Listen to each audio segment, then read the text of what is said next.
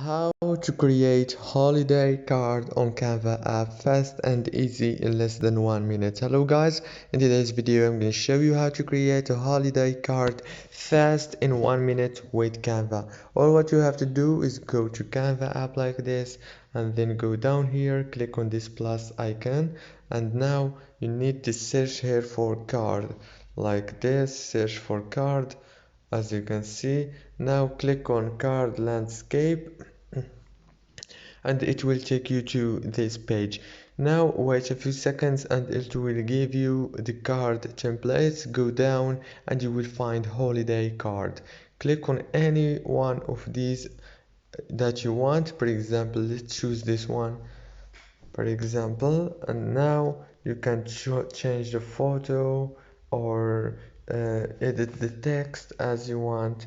And after that, just when you finish, click save from here and everything will be done.